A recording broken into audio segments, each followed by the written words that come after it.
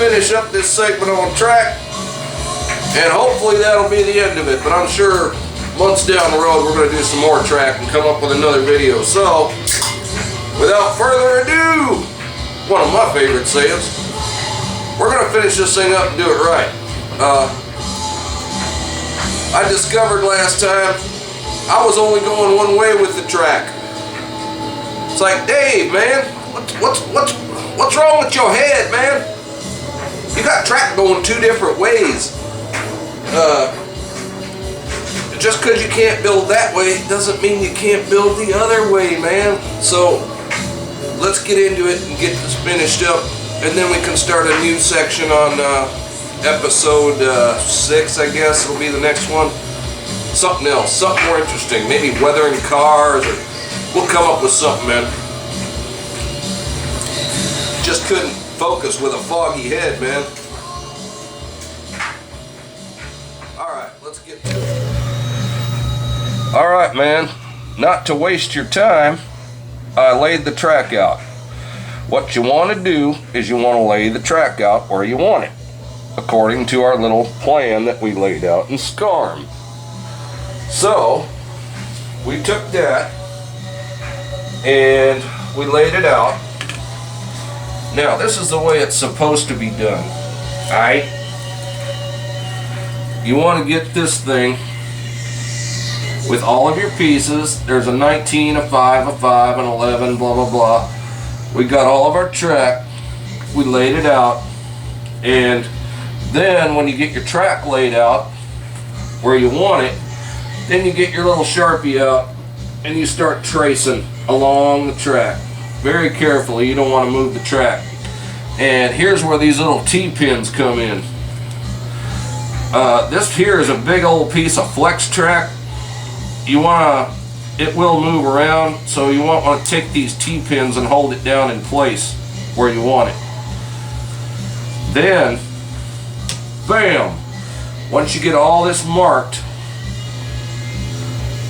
you know, on the track, you want to pull all that shit up. Then you're going to take your road bed and you're going to lay down the road bed right over where those markings are, and then you're going to glue it down because that's where the track is going to sit. Then lastly, this ain't really hooked together, it's just laid down, but we would just want to hook it up and make sure it works properly. So we'll grab a little car. A car brings you back to cars and couplers. By the way, this area is going to be Brew Town. This is where the brewery is going to be. So, sorry about that, folks. We had a little trouble hooking it up. By the way, this little engine that could is an SD60, and it's sitting on a radius of 11, so that's a pretty sharp corner, so you can see how it's rolling on the track. I'm staying away from these large engines because it's going to be an issue. So I wanted to hook it up and make sure it works. So this is our little test module, so we're just going to run it.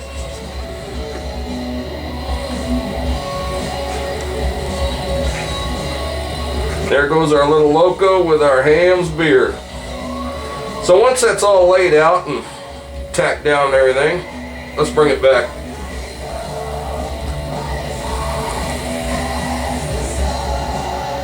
There you go. Alright, so that's where we want it. So the next step is going to be laying the road bed, and we'll be all good to go with that section. Then we're going to finish the rest of the track. So let's review. Lay your track, mark it with a Sharpie or a ballpoint or whatever kind of mark you can make on it, just to mark where your track's going to go. Lay down your road bed, glue it down, take your track, glue it down, let it sit 24 hours, and continue. Wash, rinse, repeat. Alright, man. And hopefully We will get those other remote turnouts in the mail soon. And no, I did not buy them from Live Grib. Yeah, you already seen, man. That motherfucker charged me big time. Didn't want to back off his policies and shit. Whoa, we're going to stand by our policy. You know, motherfucker just lost about $3,500 in sales.